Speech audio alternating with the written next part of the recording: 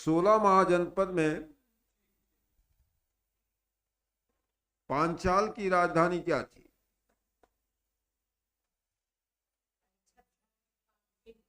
हाँ, चेद की राजधानी क्या थी? कापी मत देखिए, उसी में से बता रहे हैं। चेद की राजधानी थी सुक्तमती। कौन सा महाजनपद राजस्थान में स्थित था?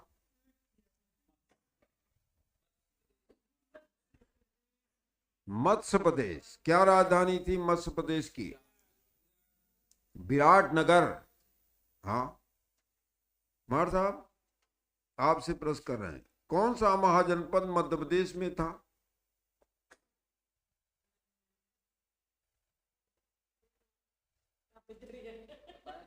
नहीं, आप मत बोलिए। अवंती। क्या राजधानी थी?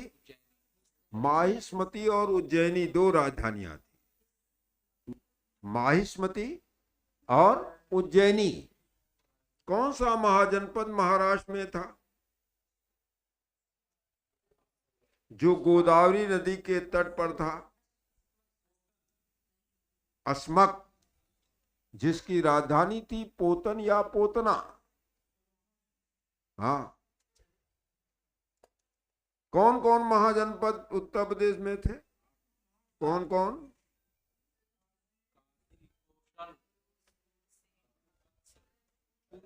मत्स्य कहा था? कुरु था।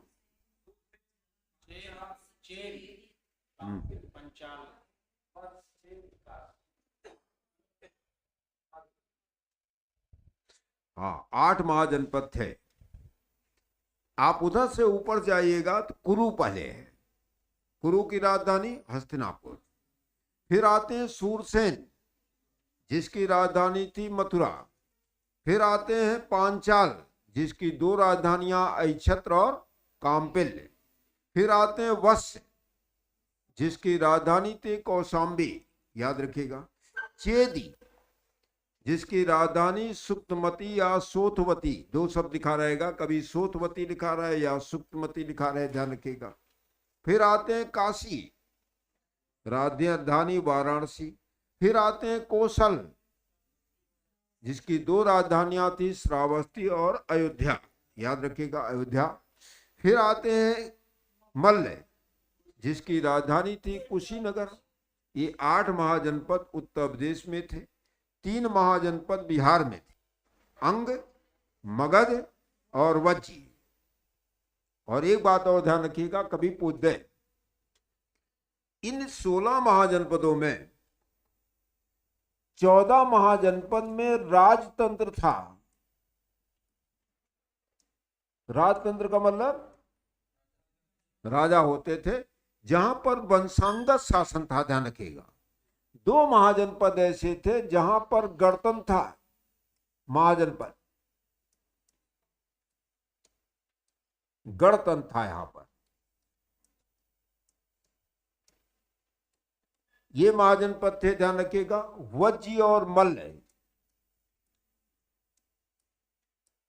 और ये आज की तरह गणतंत्र नहीं था, ध्यान रखिएगा। जैसे आज जनता जो है चुनाव करती है, उस समय राजा का चुनाव जनता करती थी, और एक टाइम पीरियड के लिए राजा का चुनाव जनता करती थी। राजतंत्र में क्या होता है, वंशांगत होता है, ध्यान रखिएगा। गणतंत्र में क्या होता है, जनता राजा को एक समय के लिए चुनती थी। जैसे आज क्या है, लिखा जाता है भारत एक गणतंत्र है। क्यों गणतंत्र है? देश का नहीं, देखिए, जब पूछे भारत क्यों आज गणतंत्र है, तो उसका अर्थ क्या होगा, भारत का जो सर्वोच्च मुखिया है, राष्ट्रपति, जनता द्वारा एक समय के लिए चुना जाता। कितने समय के लिए? 5 साल के लिए। दूसरा चीज उसमें लिखा है कि भारत में वंशांगत शासन नहीं है, यानी राष्ट्रपति का पुत्र राष्ट्रपति होगा, ऐसी परंपरा नहीं है। तो गणतंत्र में क्या होता है, जनता राजा का या जो भी मुखिया होगा राष्ट्रपति का चुनाव करेगी। अब चुनाव, लेकिन अब डायरेक्ट वोट चुनाव नहीं होता राष्ट्रपति का, राष्ट्रपति का चुनाव अप्रत्यक्ष निर्वाचन से होता है। हम आप तो राष्ट्रपति में वोट देते नहीं, देते हैं? नहीं देते हैं।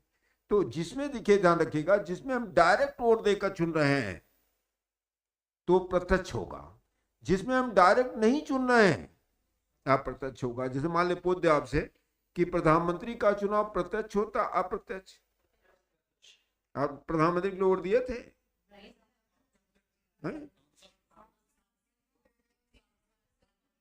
आपने प्रधानमंत्री के लिए वोट नहीं दिया था, आपने लोकसभा का चुनाव किया, लोकसभा के मेंबर को चुना था। आप तो अपने जिले में सपा के सांसद को चुने हैं, तो कैसे प्रधानमंत्री चुन लिए जाके? मैं पूछ रहा हूं आपसे। देखिए ध्यान रखिएगा, प्रधानमंत्री का चुनाव प्रत्यक्ष नहीं होता, अप्रत्यक्ष होता है। लोकसभा के मेंबर, जब लोकसभा का चुनाव हो जाता, बहुमत दल का, जो बहुमत जिस पार्टी को भी बहुमत द्वारा प्रधानमंत्री का चुनाव करेंगे, मतलब वो मनोनीत, मतलब उसको कहेंगे चुनेंगे नेता, और राष्ट्रपति उसको क्या करेगा? नियुक्त करेगा। तो प्रधानमंत्री का चुनाव प्रत्यक्ष नहीं होता, ध्यान रखिएगा, अप्रत्यक्ष होता है। होता है, लेकिन आप प्रधानमंत्री को वोट नहीं देते, आप अपने लोकसभा के मेंबर को चुनते हैं, ध्यान रखिएगा। और लोकसभा का मेंबर क्या होता? बहुमत जिस पार्टी का आ जाएगा उसका नेता प्रधानमंत्री चुना जाएगा। नहीं, कोई सांसद ना हो, नहीं है। जैसे आप ही हैं, मान ले अभी सारे लोकसभा के मिलके जो आपको चुन ले, भाई ये हमारी प्रधानमंत्री होंगी, आपको शपथ दिला देगा राष्ट्रपति। अब भले सांसद नहीं, 6 महीने के अंदर आपको बहुमत सिद्ध करना, 6 महीने के अंदर आपको जो है किसी सदन का, चाहे लोकसभा का चाहे राज्यसभा का मेंबर बनना होगा।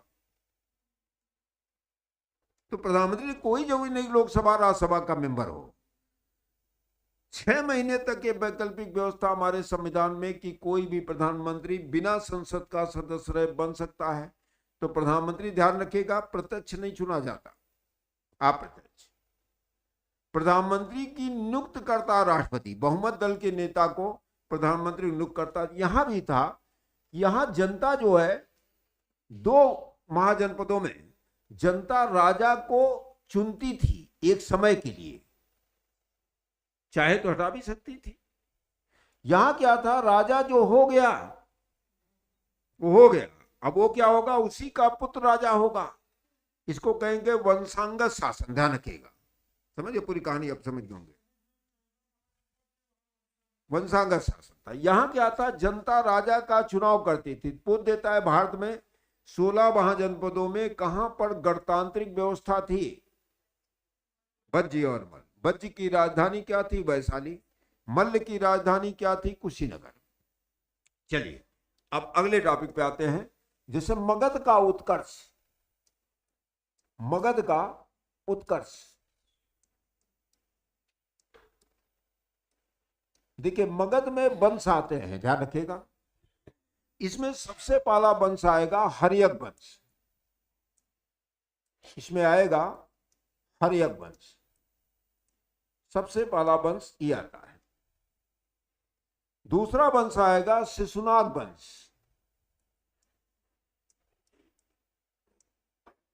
शिशुनाग वंश आएगा। तीसरा वंश आएगा नंद वंश। चौथा वंश आएगा मौर्य वंश।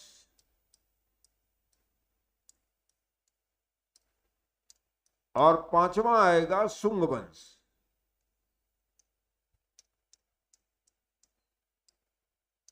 और छठा आ जाएगा कर्ण वंश।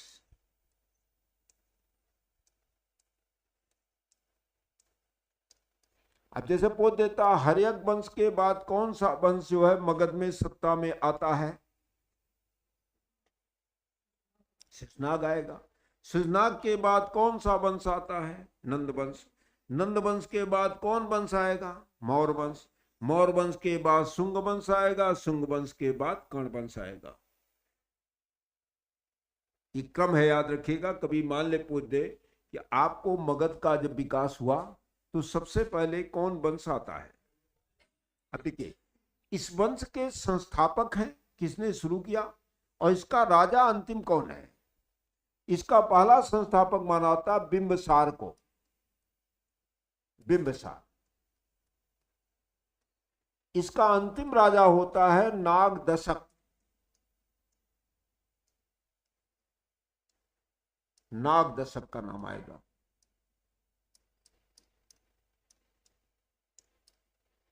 अब आपसे पूछेगा कभी हर्यक वंश का अंतिम शासक कौन था, नागदशक था।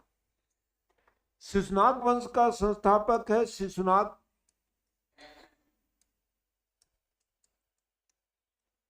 इसका अंतिम शासक है नंदिवर्धन, नंदिवर्धन हो जाएगा। नंद वंश का संस्थापक है महापद्मनंद।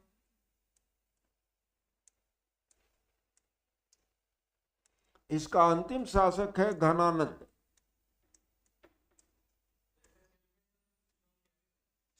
नंदिवर्धन। मौर्य वंश का संस्थापक है चंद्रगुप्त मौर्य।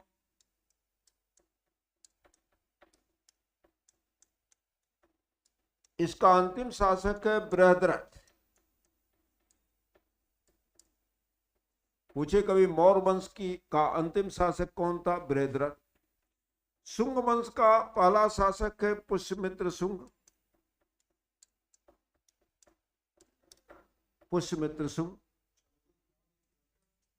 हाँ, इसका अंतिम शासक हो जाएगा बृहद्रथ, ऐसा ऐसे लिखिएगा, बृहद्रथ। पुष्यमित्र शुंग हो जाएगा। इसका अंतिम शासक होगा जाएगा देवभूति, देवभूति हो जाएगा। कर्ण वंश का अंतिम शासक हो, पहला शासक हो जाए वासुदेव। इसका अंतिम शासक हो जाएगा सुधर्मन।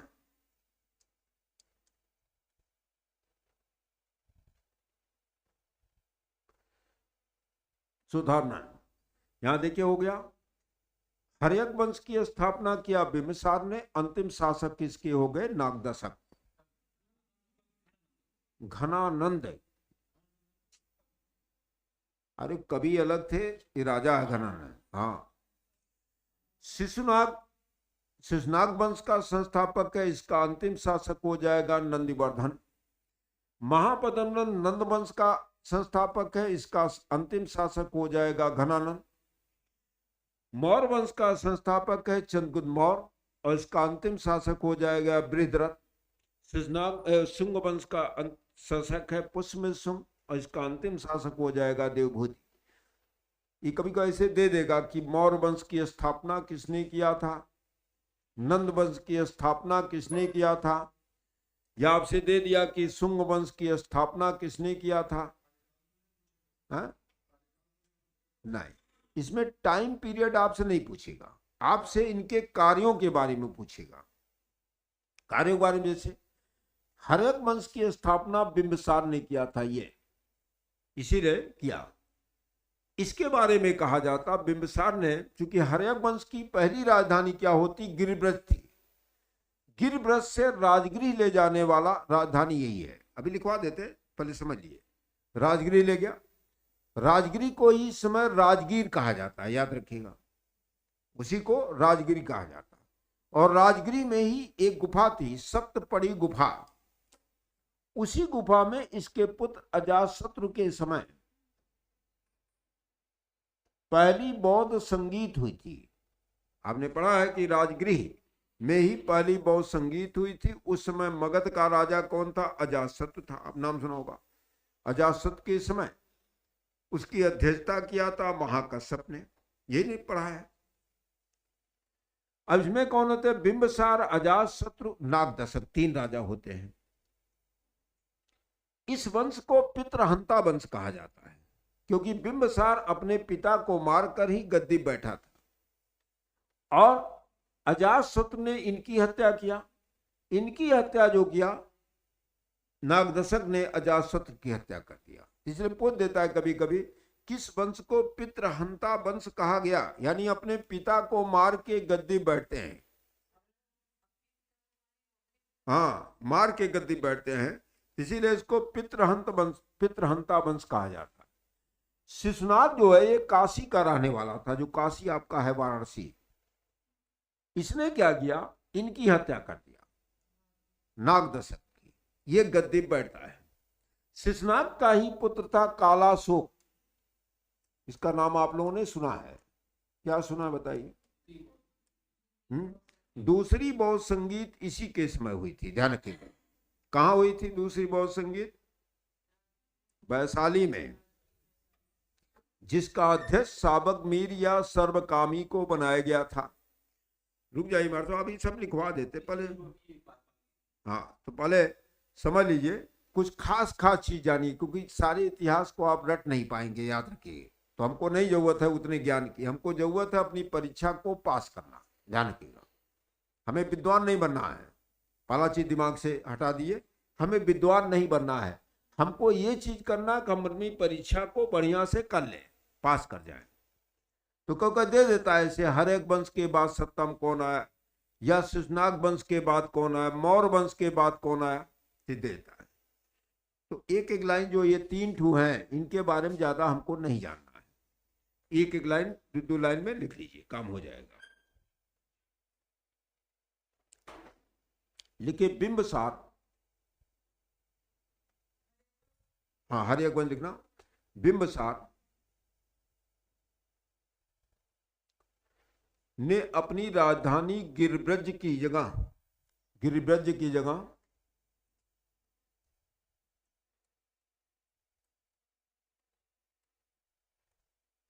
राजगिरी बनाई। राजगिरी बनाई और यहीं पर सप्तपदी गुफा का निर्माण करवाया।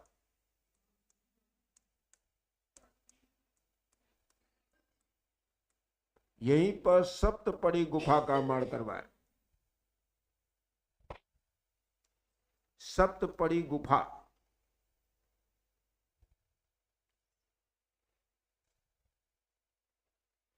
इसी का राजवैद्य जीवक था। राजवैद्य जानते हैं ना,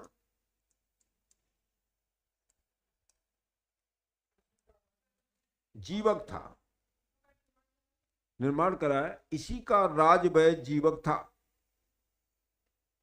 राजवैद्य समझते हैं, जैसे फैमिली डॉक्टर होते हैं, जैसे राजाओं के वैद्य होते थे। जैसे आपने रावण का सुना होगा, राजवैद्य कौन था?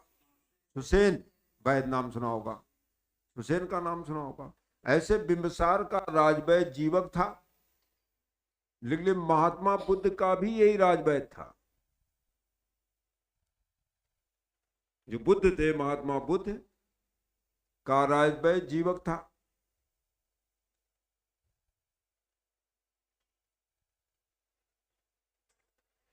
जब अवंती का राजा, ये घटना पूछता, अवंती का राजा प्रदोत पांडु रोग से ग्रसित हो गया।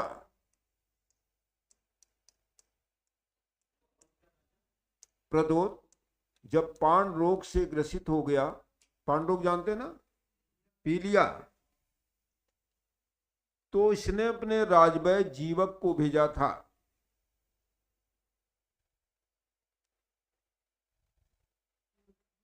अपना राजवैद्य जीवक को भेजा था।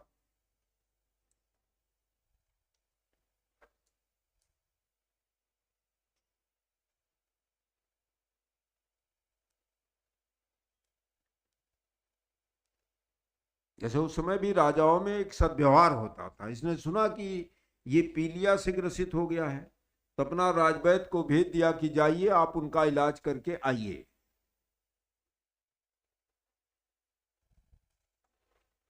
बिंबिसार की हत्या उसके पुत्र अजातशत्रु ने कर दिया।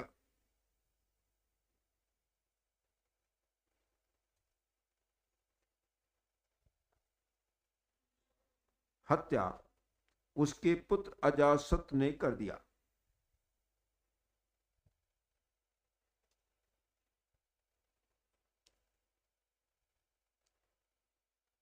बस इतने जानकारी रखिए, क्योंकि आपको इससे ज्यादा जानकारी है तो बहुत कुछ इतिहास में लिखा हुआ है, उतना पढ़ भी नहीं पाएंगे, कोई मतलब भी नहीं। लिखिएगा दूसरा नाम अजातशत्रु।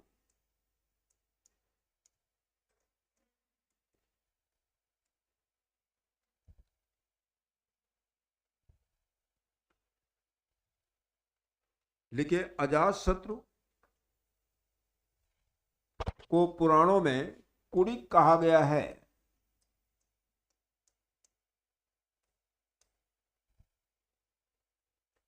कुणिक, हाँ हाँ, उसका नाम मिलता है कुणिक।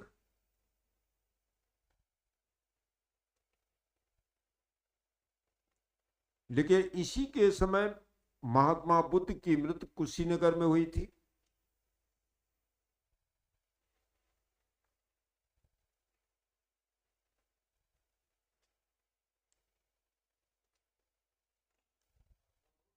की मृत्यु कुशीनगर में हुई थी। जिसे पोत देता है बुद्ध की मृत्यु के समय मगध का राजा कौन था? अजातशत्रु था। लेकिन बुद्ध की मृत्यु के बाद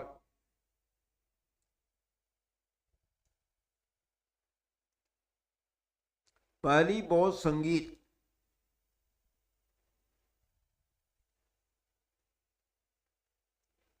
राजगिरी के सप्तपड़ी गुफा में, राजगिरी के सप्तपड़ी गुफा, यही जो बिंबिसार ने बनवाया था, सप्तपड़ी गुफा में आयोजित की गई।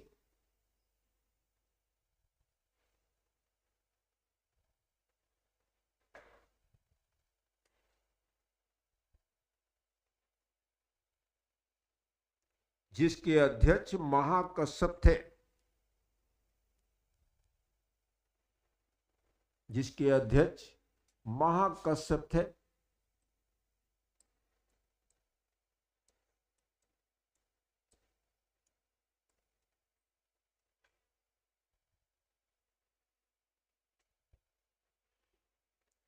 देखिए इसी ने पाटलिपुत्र का दुर्गीकरण कराया था। दुर्गीकरण,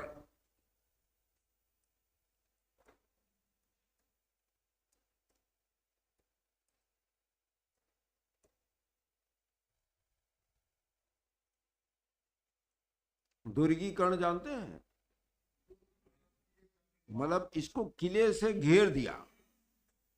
तो कई पूछ देता है पाटलिपुत्र का दुर्गीकरण किसने करा है? तो अजातशत्रु ने कराया। पाटलिपुत्र को राजधानी किसने बनाया? पाटलिपुत्र शहर किसने बसाया? तब बदल जाएगा। पाटलिपुत्र शहर की स्थापना कालाशोक ने किया था, याद रखिएगा। अभी लिखवा देते हैं। तो कालाशोक ने करवाया, सॉरी कालाशोक नहीं, उदयन ने कराया, इसी के पुत्र ने कराया। लिखिएगा, अगला नाम लिखिएगा। कुणिक नाम दिया गया है। ऐसे पूछ देता है किस शासक का नाम कुणिक था? उपनाम, जैसे तमाम राजाओं के उपनाम थे। जैसे पूछ दिया देवा नाम प्रियदर्शी किस राजा का उपनाम था? देवा नाम प्रियदर्शी अशोक का नाम उसके अभिलेख को मिलता है। देवा नाम प्रियदर्शी का मतलब होता देवताओं का प्रिय। तो देता है कि देवा नाम प्रियदर्शी किस राजा को कहा गया? अशोक का नाम है। उसके अभिलेखों में अशोक सिर्फ 4 ही जगह मिलता ही है। हर जगह उसका नाम देवा नाम प्रियदर्शी के नाम से मिलता है। चलिए उस पर आगे बात करेंगे। लिखिए अजातशत्रु की हत्या उसके पुत्र, अजातशत्रु की हत्या उसके पुत्र उदयन के द्वारा कर दिया गया।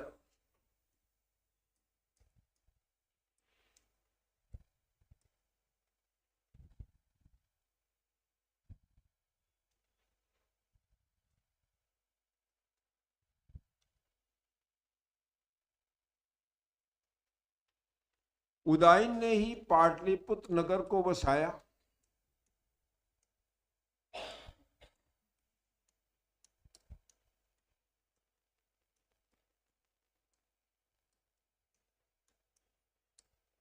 और राजगिरी की जगह राजधानी बनाया।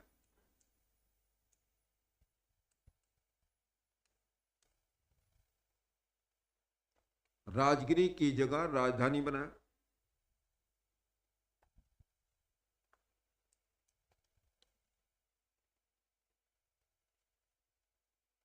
अब देखिए प्रश्न कभी आएगा, पाटलिपुत्र का दुर्गीकरण कौन कराया था, तो अजातशत्रु का नाम हो जाएगा। पाटलिपुत्र नगर किसने बसाया था, उदयन हो जाएगा। और इसी ने राजगिरी की जगह अपनी राजधानी जो है पाटलिपुत्र बना दिया, याद रखिएगा। ठीक है, समझ में आए नहीं बात। लेकिन उदयन की हत्या उसके पुत्र नाग दशरथ ने कर दिया। हाँ? हत्या पे हत्या चल रहा है।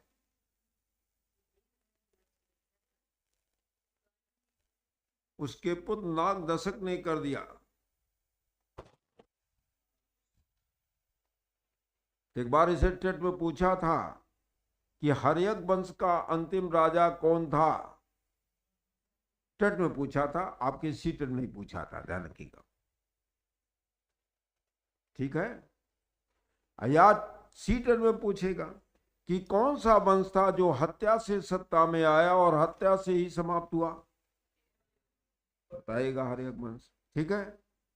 हाँ, अब देखिए मगध के विकास का एक 4 कारण थे, उस दिन बताए थे। क्या क्या बताए थे, योग्य शासक, दूसरा उपजाऊ भूमि, युद्ध में हाथियों का प्रयोग और लोहे का प्रयोग, ये चीजें उस राज्य के विकास के लिए सबसे बड़ा योगदान दिया, ध्यान रखिएगा। तो यहां भी, लेकिन नाग दशरथ की हत्या उसके मंत्री शिशुनाग ने कर दिया।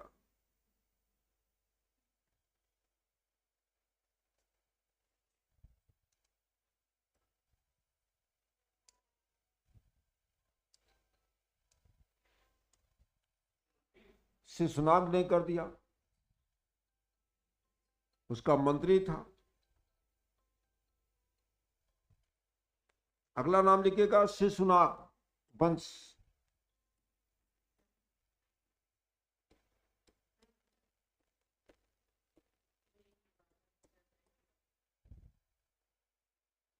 देखिए शिशुनाग मूलतः काशी का रहने वाला था।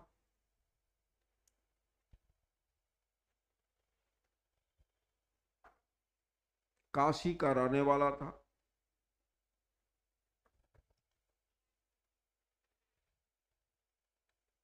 जिसने अवंती को जीतकर मगध में मिला लिया।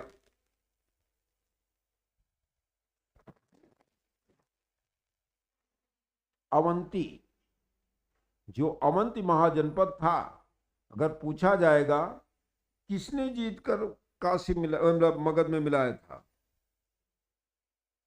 जैसे अवंती का शासक आपको बताए थे अभी, चंड प्रदोत या प्रदोत था। जब पीलिया से ग्रसित हो गया तो बिंबिसार ने अपना राजवैद्य जीवक को उसके इलाज के लिए भेजा। हाँ, लेकिन शिशुनाग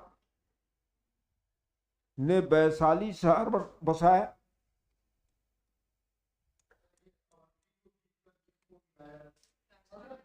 मगध में मिला लिया, लेकिन शिशुनाग ने वैशाली शहर बसाया।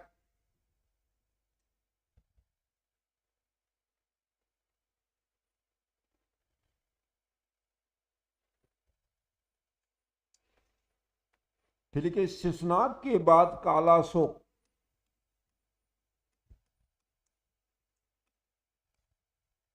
शासक बना।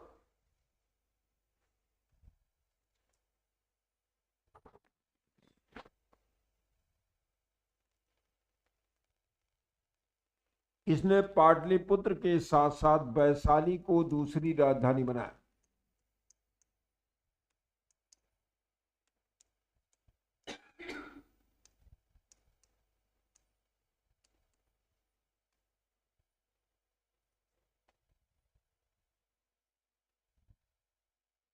वैशाली को दूसरी राजधानी बना। यहां 2 राजधानियां हो जा रही हैं, एक पाटलिपुत्र हो गई, दूसरी हो गई वैशाली।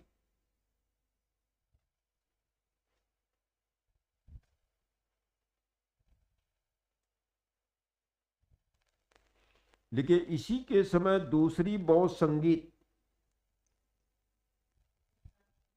कालाशोक के समय दूसरी बौद्ध संगीत वैशाली में आयोजित हुई। दूसरी बौद्ध संगीत वैशाली में आयोजित हुई।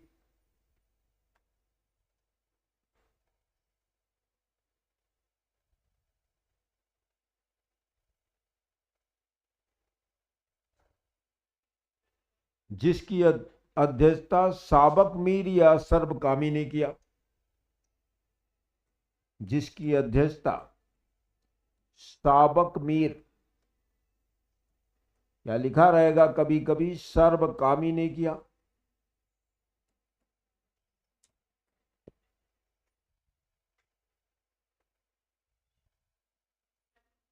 साबक मीर या सर्वकामी ने किया, ये नाम लिखा रहेगा कि किसने दूसरी बौद्ध संगीत की अध्यक्षता किया था। हाँ, मान ले ये नाम नहीं रहेगा तो ये रहेगा, तो घबराने की जरूरत नहीं है, ध्यान रखिएगा। एक नाम रहेगा, या तो साबक मीर लिखा रहेगा या तो सर्वकामी लिखा रहेगा। तो दो बातों के लिए कालाशोक को जाना आता है, ध्यान रखिएगा। एक पाला कि उसने वैशाली को दूसरी राजधानी बनाया। दूसरी बात घटना हुई कि इसके समय दूसरी बौद्ध संगीत का आयोजन वैशाली में हुआ था, जिसकी अध्यक्षता साबक मीर या सर्वकामी ने किया। लेकिन इस वंश का अंतिम शासक नंदिवर्धन था।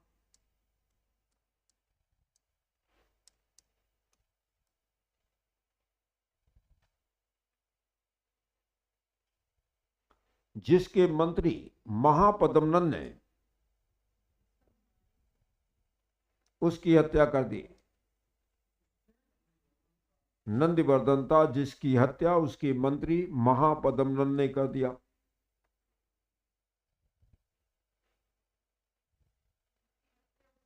मंत्री महापद्मनंद ने कर दिया। आज भी वही काम हो रहा है जो उस समय होता था। ना सोचिए, थोड़ा उसका स्वरूप बदल गया है।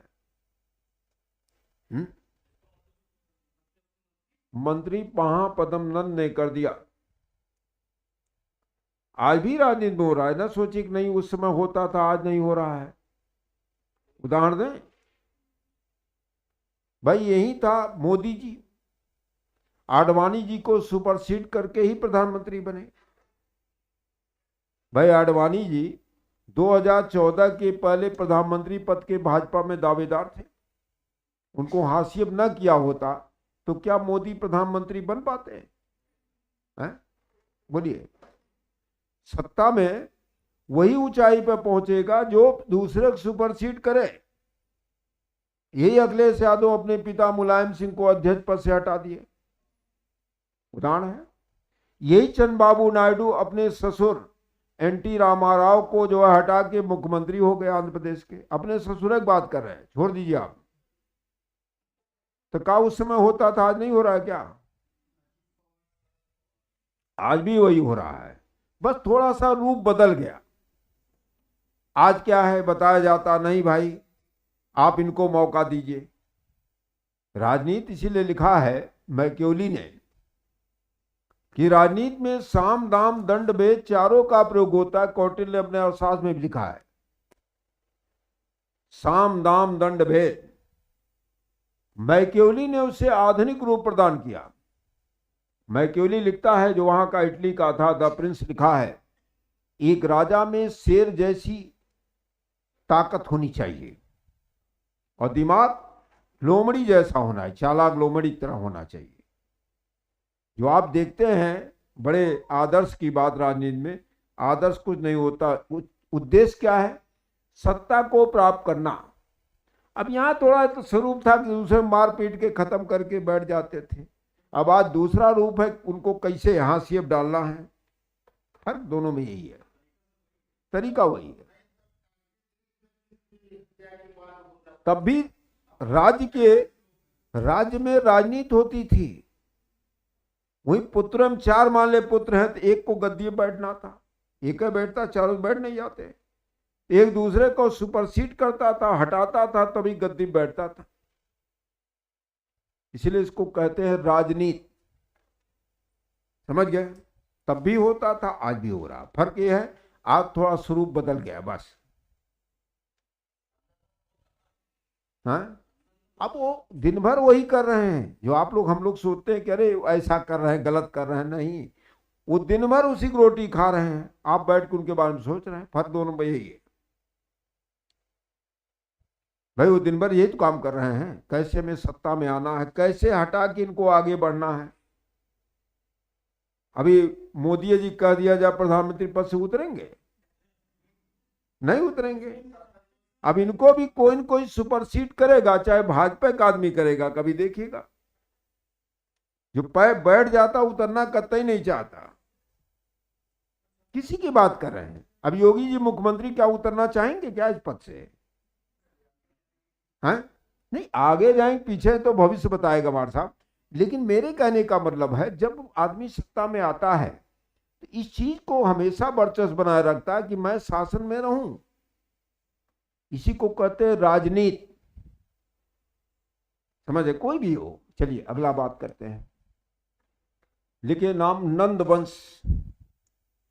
हम लोगों को सब राजनीति करने नहीं, वो तो बात आपसे कहे कि उस समय हत्या होती थी, आज भी वही राजनीति हो रही, दोनों में वही चीज है। बस उस समय क्या था, लोग पढ़े लिखे कम थे, आज पढ़े लिखे होके सातिर वाला काम करते हैं। हाँ लिखिए महापदम नंद नाम रखिएगा। लिखिए इस वंश को शूद्र वंश कहा गया है।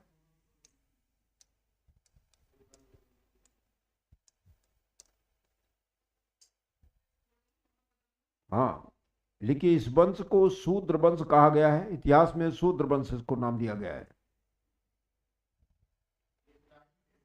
हाँ? नाई, नापित। लिखिए महापदम नंद के ही मित्र पाणिनि थे, जिसके बारे में आप लोग संस्कृत पढ़ते हैं। मित्र पाणिनि थे। नत्र महापदम नंद के ही मित्र पाणिनि थे।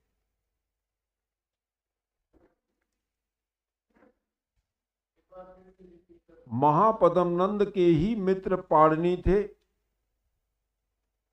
पाणिनि का जो आपने अष्टाध्यायी सुना होगा, संस्कृत का पहला व्याकरण है, तो पोत देता है इतिहास में कि पाणिनि किस शासक के समकालीन थे।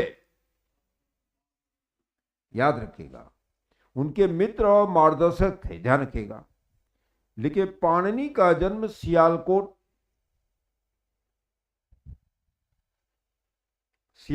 में हुआ था।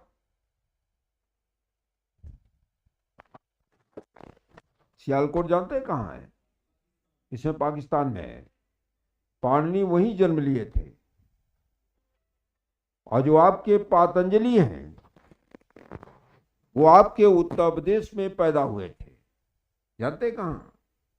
ये गोंडा में एक स्थान है गोनर्द, यहीं पर पाणिनि का जन्म स्थान, इनका पातंजलि का जन्म स्थान माना जाता है, जो योग दर्शन के प्रवर्तक माने जाते हैं।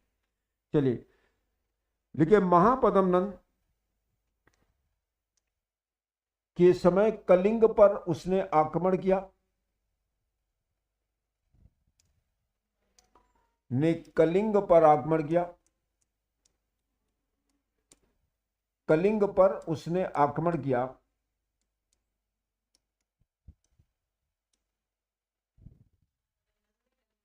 आक्रमण किया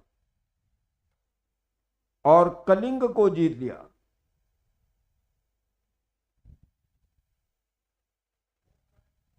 जीत लिया। जीत लिया और वहां पर एक नहर, तेनुसुल नहर का निर्माण करवाया।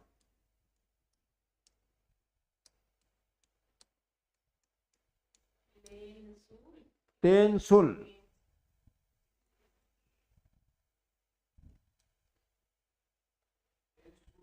तेनसुल नहर का निर्माण करवाया था। अच्छा, नगर, नहर लिखिएगा, नगर लिखिएगा, नहर, नगर नहीं, तेनसुल नहर।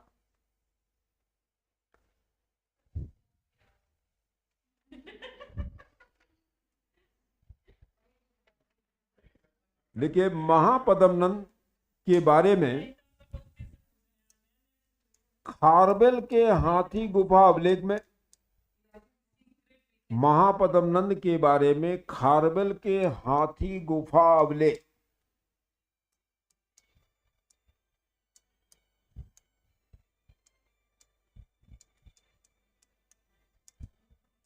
गुफा अभिलेख में इसका वर्णन हुआ है।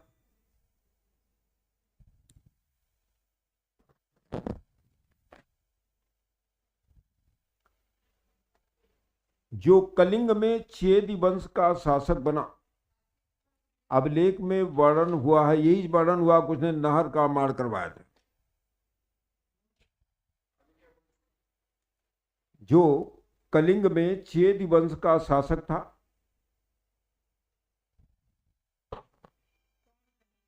यही खारबेल वंश का शासक था। चेदी वंश,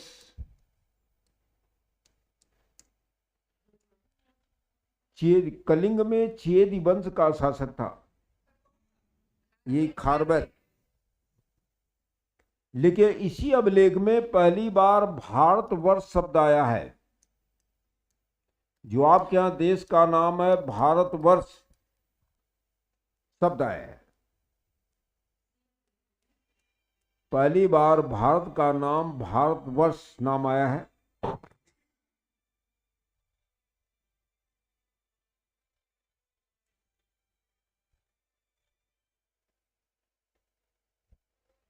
एक प्रश्न आप लोग बता सकते हैं क्या?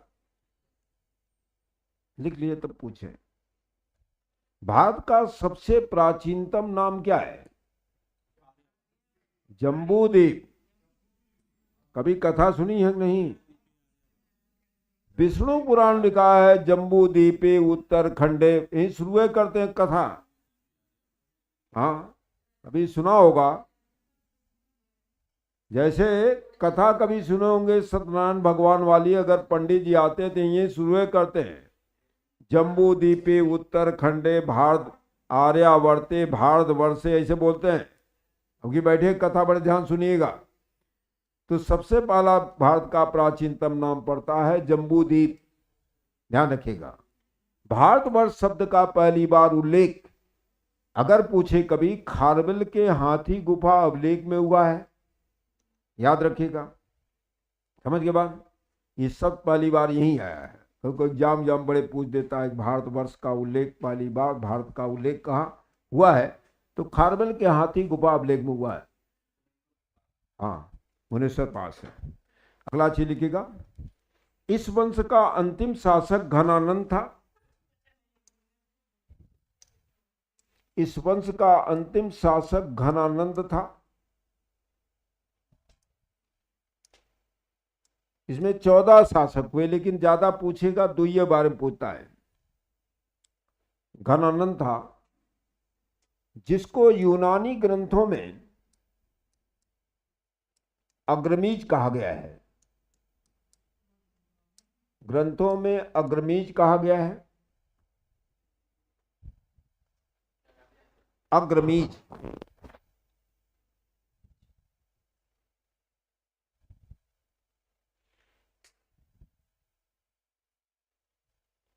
लेकिन इसी के समय महान सिकंदर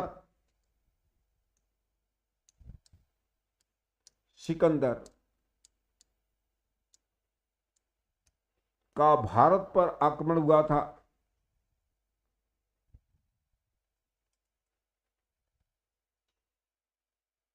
सिकंदर नाम सुने होंगे आप लोग।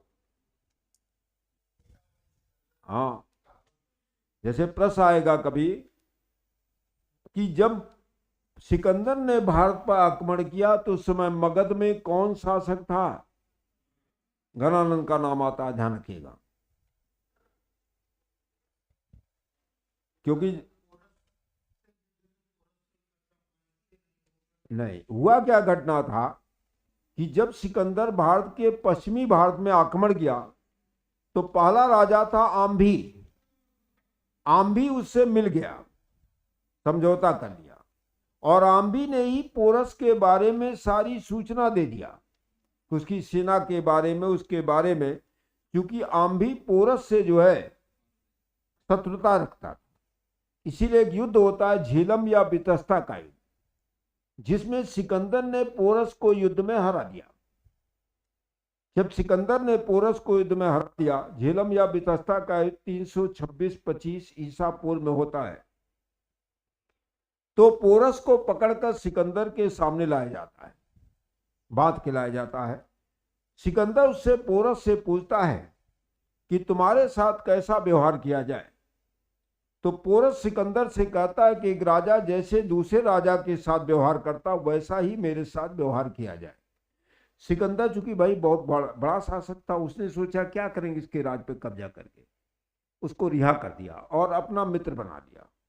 फिर आगे बढ़ता है, तो जब ये ब्यास नदी पहुंचता है हिमाचल प्रदेश पंजाब में, तो इसको पता चलता है मगध में एक बहुत बड़ा साम्राज्य है और राजा है, शक्तिशाली राजा है, उसका नाम है घनानंद। उसकी सेना सिकंदर की जब सुनी इसकी वीरता के बारे में घनानंद के, तो आगे बढ़ने से मना कर दिया और उसी ब्यास नदी से सिकंदर की सेना पुनः वापस हो गई। भारत पर इसके आगे नहीं आक्रमण किया। तो सिकंदर के पूछ देता है, सिकंदर जब भारत पर आक्रमण किया तो उस समय मगध में कौन शासक शासन कर रहा था? घनानंद था।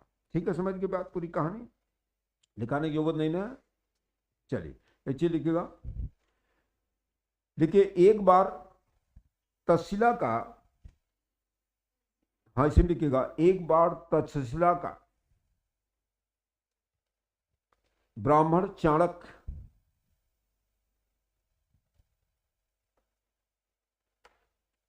जो उस विश्वविद्यालय का आचार्य था, तक्षशिला विश्वविद्यालय का आचार्य था, ये आचार्य थे,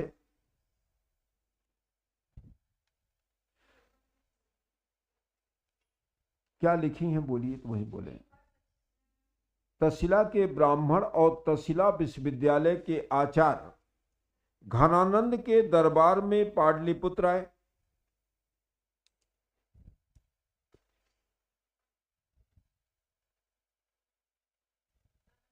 के दरबार पाटलिपुत्र में आए।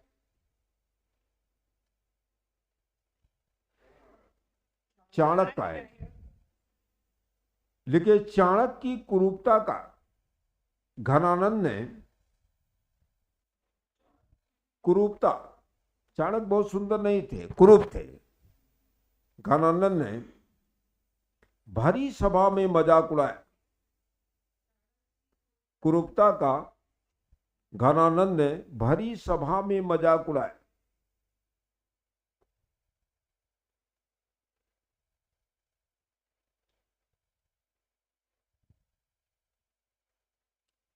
इससे क्रुद्ध होकर चाणक्य ने सभा में ही,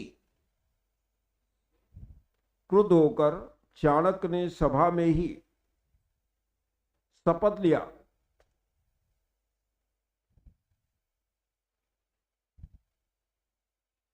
कि वह नंद वंश का जब तक समूल नाश नहीं कर देगा,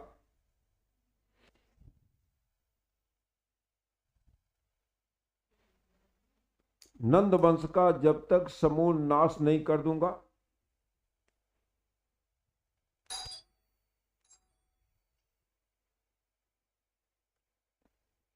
तब तक अपनी शिखा नहीं खोलूंगा।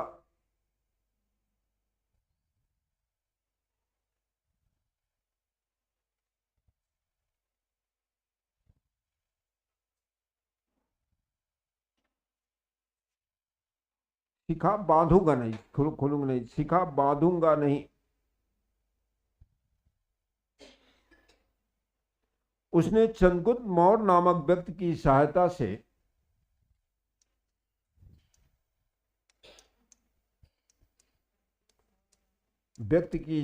से पाटलिपुत्र पर आक्रमण करके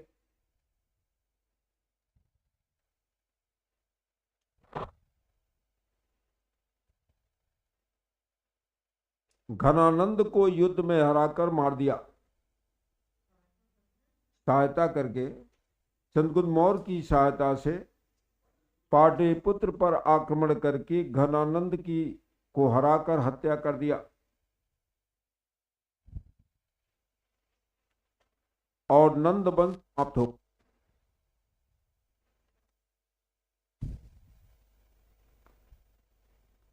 क्योंकि जब नंद वंश चल रहा था तो उस समय तक्षशिला विश्वविद्यालय जो है भारत, चूंकि तक्षशिला विश्वविद्यालय विश्व का सबसे प्राचीनतम विश्वविद्यालय, ध्यान रखेगा, जिसकी स्थापना 5वीं ईसा पूर्व में होती, ध्यान रखेगा, राजा तक्ष ने किया था।